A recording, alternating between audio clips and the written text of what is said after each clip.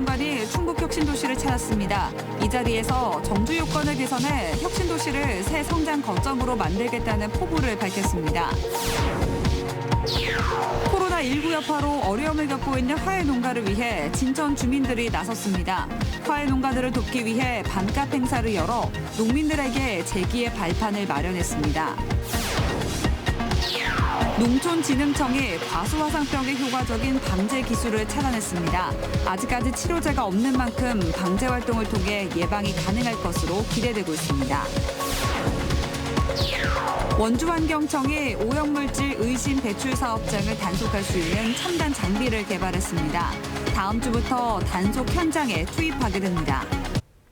여러분 안녕하십니까? CJB 8시 뉴스 시작합니다. 김현미 국토부 장관이 취임 이후 두 번째로 충북 혁신도시를 찾았습니다.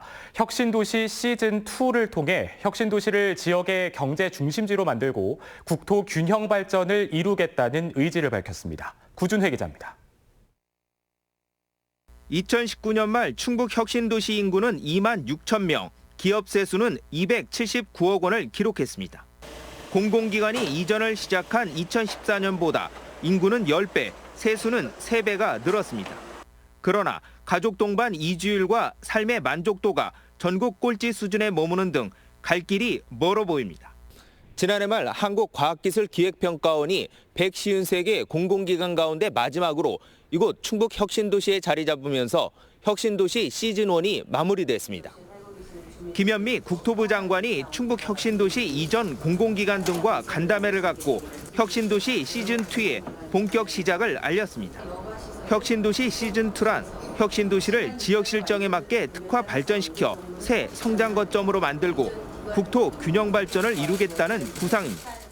특히 혁신도시를 기업과 사람에 모이고 일자리와 투자가 넘쳐나는 곳으로 만들기 위해서는 클러스터의 활성화, 입주기업 인센티브의 확대, 산학연 협력 생태계 구축 등의 노력이 매우 중요한 상황입니다.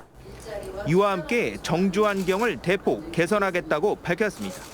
부족한 문화 여가 시설을 대폭 확충해서 지역 주민들이 체감할 수 있는 성과를 만드는데 충청북도는 경제적 파급 효과가 적은 교육 연구기관이 다수 이전해 있는 만큼 배려가 필요하다고 밝혔습니다. 시즌2에서 우리 좀 큰 규모의 공기업 한두 개를 좀 보내주시는 이런 것이 좀 꼭 있어야 되겠다. 이 지사는 이 밖에 청소년 위켄센터 건립, 진출입 교차로 개선, 송전선로 지중화 등 혁신도시 인프라 확충을 건의했습니다. CJB 뉴스 구준혜입니다. 네, 코로나19 여파로 각종 행사가 취소되면서 화훼 농가들 판로가 막혀버렸다는 소식 전해드렸는데요. 진천 주민들이 지역 화훼 농가를 살리기 위해 일어섰습니다. 조상우 기자입니다. 자원봉사자들이 화훼 농가에서 졸업 시즌용 튤립을 박스에 담아 트럭에 싣습니다. 도착한 곳은 진천종합사회복지관. 판로가 막힌 화훼 농가들을 돕기 위해 반값 행사가 열리고 있습니다. 그래서 저도 농사꾼이고 그래서 도움이 조금 될까 싶어서 좀 나왔어요. 좀 팔아드릴까 하고 나왔어요. 조금이나마 도움이 됐으면 좋겠어요. 반응은 폭발적이었습니다.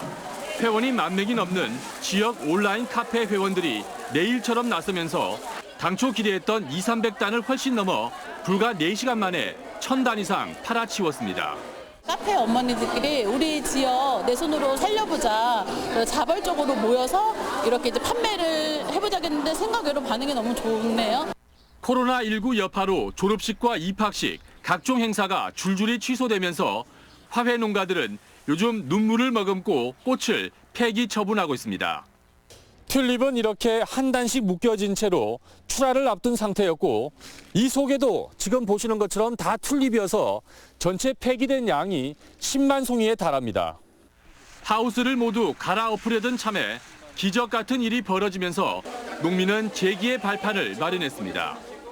C값 정도만 저한테 회수만 되면 다행이다라고 생각하고 저렴한 가격에 소비자한테 이번만큼은 공급을 하고자 합니다.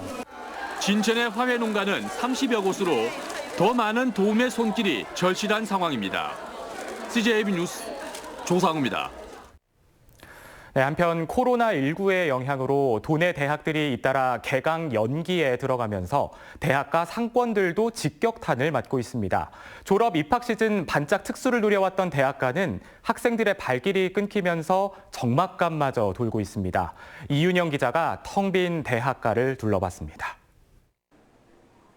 청주의 한 대학가 거리입니다. 평소 학생들로 붐비던 커피숍과 음식점 등에 아예 손님을 찾아볼 수가 없습니다. 졸업식, 입학식이 취소되고 개강까지 연기되면서 학생들의 발길이 뚝 끊긴 겁니다. 없잖아요. 길에 애들이 아예 없는데. 원래 지금 개학하면은 지금 애들이 많이 올 텐데 2주 미뤄져 갖고 애들이 다 간 것 같아요. 점심시간이지만 가게마다 테이블은 비어있고 상인들은 멍하니 입구만 쳐다보고 있습니다. 너무너무 힘들어 진짜. 어떻게 해야 좋을지, 문을 닫고 쉬어야 될지 나오기가 싫어 진짜로. 새학기를 앞두고 학생들이 몰리던 당구장도 텅텅 비었습니다. 아예 문조차 열지 않은 곳도 허다합니다. 한 집 건너 비어있는 상가에 임대를 알리는 현수막이 즐비하고 임대료조차 낼 수 없는 상인들은 장사를 접어야 할 지경입니다. 내 나이들 아마 그 정도까지 지금 생각을 하고 있어요. 버티지를 못할 것 같아가지고 너무 안 되니까. 대학가 하숙집과 원룸들도 학생들을 구하지 못해 난립니다. 개강 전 숙소를 구하는 학생들로 1년 중 가장 바빠야 할 시기지만 문의 전화조차 끊겼습니다. 학생들이 전혀 안 와요. 내가 방을 하루에 많이 놓는 날에 몇 개씩 놓거든. 그랬는데 뭐 안 와. 여저까지 장사 안 된다 해도 이렇게 안 돼 보기는 처음이라는 거지. 가뜩이나 위축된 경기에 매출 감소로 어려움을 겪어온 대학가 상인들은 코로나에 개강 연기까지 겹치면서 더 이상 버틸 힘조차 잃고 있습니다. CJB 뉴스 이윤영입니다. 과수화상병은 한 그루만 발병해도 과수원 전체를 폐원하는 통에 과수구제역으로도 불리는데요. 이 발병 원인과 치료법은 여전히 찾지 못하고 있지만 농촌진흥청이 과수화상병 예방에 효과적인 약재를 찾았습니다. 정진규 기자의 보도입니다. 과수화상병에 걸리면 잎과 가지는 화상을 입은 것처럼 검게 말라 죽습니다. 지난해 충북에선 충주와 제천, 음성 등 모두 145개 과수원, 80헥타르가 넘는 면적에서 과수화상병이 발생했습니다. 피해 보상금만 270억 원. 아직까지 치료제도 없어 한 그루만 발병해도 모든 나무를 매립하고 과수원은 폐원해야 합니다. 그게 화상병에 걸렸다면은 농사를 못 지니까 그 사과 여조건 배운 기술을 포기를 해야 되잖아요. 이런 가운데 농촌진흥청이 화상병의 효과적인 방제 기술을 찾아냈습니다. 농촌진흥청은 구리 성분을 함유한 과수 화상병 예방약제 4가지를 선정하고 이를 과수 개화 전과 후로 나눠 3차례 방제하면 화상병 예방 효과를 볼 수 있다고 밝혔습니다. 올해부터는 3단계로다가 처리를 하면서 1차로는 동제를 통한 방제를 해주고 2, 3차에서는 적용약제로다가 하면은 훨씬 효과적이기 때문에 특히 과수화상병은 가지치기, 가위 등을 통해 다른 나무로 전염될 가능성이 높아 작업 도구 소독을 철저히 할 것을 당부했습니다. 걸린 경우에는 베어내는 거 외에는 방법이 없고 그럴 경우에 과수농가한테 굉장히 많은 피해가 오죠. 따라서 걸리기 전에 방제 활동을 통해 가지고 예방을 하는 것이 무엇보다도 중요합니다. 과수 종류에 따른 약제 살포 시기와 방법 등 자세한 사항은 농촌진흥청 홈페이지나 농업기술센터에서 확인할 수 있습니다. CJB 뉴스 정진규입니다. 미세먼지 없는 푸른 대한민국, 이 대통령의 대선 공약이었지만 정말 지키기 쉽지 않은 약속일 텐데요. 원주환경청에 첨단 장비를 장착한 드론을 활용해 지점별 실시간 측정과 단속을 벌인다고 합니다. 의미 있는 결과가 있으면 좋겠습니다. 김기수 기자의 보도입니다. 첨단 장비를 장착한 드론이 오염물질 배출이 의심되는 사업장 상공으로 향합니다. 굴뚝위에 머물면서 드론에 장착한 장비로 미세먼지 등 대기 오염물질을 현장에서 측정합니다. 암과 악취를 유발시키는 휘발성 유기화합물 VOCS도 잡아냅니다. 원주지방환경청이 의심배출 사업장을 실시간으로 감시하고 단속할 수 있는 첨단 장비를 개발한 겁니다.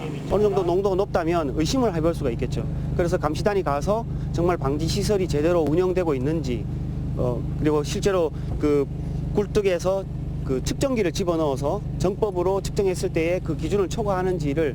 오염물질 배출 사업장에 몰려있는 산업단지는 이동식 측정 차량을 투입합니다. 이동식 측정 차량은 60여 종의 대기 오염물질을 현장에서 분석할 수 있습니다. 우리 사업장에서 이 법과 원칙에 의해서 배출오염 기준 이내로 적정하게 잘 관리하도록 유도를 좀 해나갈 계획이 있습니다. 시연에 성공한 첨단 장비는 다음 주부터 현장에 투입하는 동시에 지방자치단체에도 확대 보급할 방침입니다. CJB 뉴스 김기수입니다. 최근 법주사 스님들이 사찰 내에서 도박판을 벌였다는 의혹이 제기됐습니다. 조계종도 담화문을 발표하며 내부적으로 철저한 조사를 약속했는데요. 정작 고발장에 적힌 당사자들은 경찰의 첫 번째 출석 요구에 응하지 않았습니다. 이태영 기자입니다. 지난달 경찰은 법주사 고위 간부 스님들이 고에게 도박판을 벌였다는 고발장을 접수했습니다. 지난 2018년 법주사 경내에서 도박이 이뤄졌다는 충격적인 내용입니다. 고발장엔 스님 8명이 도박에 연루됐고 한 판에 1,000만 원 이상의 판돈이 오갔다는 주장이 담겨져 있습니다. 의혹이 확산되면서 조계종은 공식 사과문을 발표하며 종단 내부에서도 철저히 의혹을 조사하겠다고 밝혔습니다. 하지만 정작 당사자들은 경찰의 출석 요구에 응하지 않았습니다. 경찰은 피고발인 신분으로 오늘 오전과 오후로 나눠 4명의 스님들에게 출석을 요구했지만 단 한 명도 나타나지 않았습니다. 경찰은 재차 출석을 요구할 계획인 가운데 끝내 출석을 거부할 경우 체포영장까지 고려한다는 방침입니다. 무엇보다 법주사 주지 선거를 다음 달 앞두고 있는데 이번 고발장에는 현 주지 스님도 관여돼 있어 이들이 경찰 조사에 소극적으로 임할 것이란 전망도 나오고 있습니다. 충북을 대표하는 사찰이자 세계 문화유산에 등재되기까지 한 법주사. 이번 사건으로 그 명성에 큰 오점을 남기게 됐습니다. CJB 뉴스 이태현입니다.